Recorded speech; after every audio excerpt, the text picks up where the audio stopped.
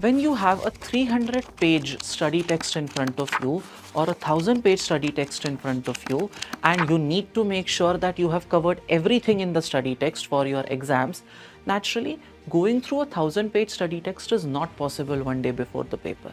So, ideally, you should develop your own note-taking strategies that will help you to summarize the content without leaving on any of the key details. Here's how you do it. Step 1. Make sure that you underline all the important aspects in each of the paragraphs. But yes, ensure that you don't end up underlining the entire paragraph itself. Otherwise, there's no point of highlighting or underlining stuff. Part 2. Make sure that you try to create some mnemonics for each of the points that you are studying. Let me give you an example. There is a mnemonic that we often use to remember in information technology or data collection. If the question is, how should your data be? The mnemonic to remember that is, my data should be accurate. A, it has to be appropriate. C, it has to be complete. Another C, it has to be clear. U, it has to be understandable. So you see how by creating a mnemonic, you can remember the 8 characteristics of good data. You should learn to create mnemonics in this way wherever possible for difficult concepts. Another important step in your note-taking strategies is to create flowcharts.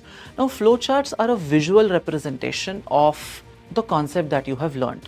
Instead of reading 4 pages, you can summarize the entire thing in half a page by drawing neat flowcharts, one part linking to another, and that will ensure that you remember the entire concept by looking at just one small diagram which contains 6 to 8 boxes.